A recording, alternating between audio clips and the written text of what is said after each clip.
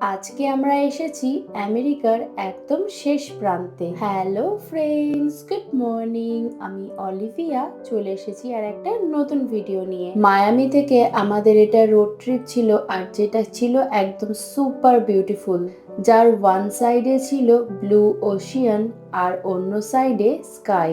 সত্যি বলতে এটা আমাদের একটা ড্রিম ড্রাইভ ছিল। এখন আমরা এসেছি কিউ ওয়েস্টের সব থেকে হিস্টোরিক্যাল জায়গা।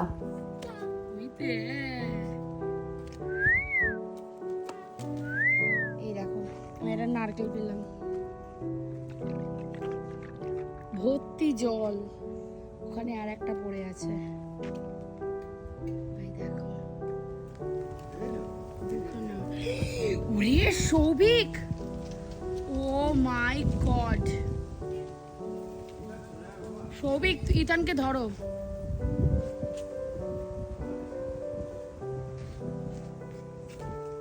মাই গড সৌভিক, ইথান তুই আমার হাত ধর, তুই আমার হাত ধর।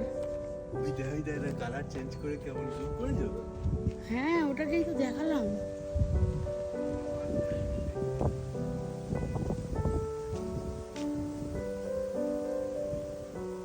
কিরম ভাবে কালার চেঞ্জ হচ্ছে। গ্রিন ছিল, পুরো গাছের কালার হয়ে গেল। এই ফোর্টটার নাম হলো জাকারি টেইলর। আমাদের আমেরিকারই একজন প্রেসিডেন্টের নাম দিয়ে এই ফোর্টটি তৈরি হয়েছিল 1800 সালে। সিভিল ওয়ারের সময় এখান থেকে সৈন্যরা এই সমুদ্রটা রক্ষা করত। এখন এখানে এই পুরনো কামান, বুলেট আর এই যুদ্ধ জিনিসপত্রগুলো দেখা যায়। তুমি হেঁটে হেঁটে এগুলো সমস্ত কিছু দেখতে পাবে। তবে এখানকার এই চারিদিকের পুরনো ব্ল্যাক ওয়ালগুলো এই জায়গাটাকে বেশ একটা গা ছমছমে ব্যাপার করে তুলেছিল। সত্যি বলতে আমি ওখানে দাঁড়িয়েই আগে একটু সার্চ করে নিয়েছিলাম এই জায়গাটা হন্টেড নয় তো, কারণ ব্যাপারটা ঠিক আমার ওই রকমই ফিল হচ্ছিল। কি ওয়েস্টে এসে একটা এরকম জায়গার এক্সপিরিয়েন্স আমাদের জাস্ট দারুণ লাগছিল।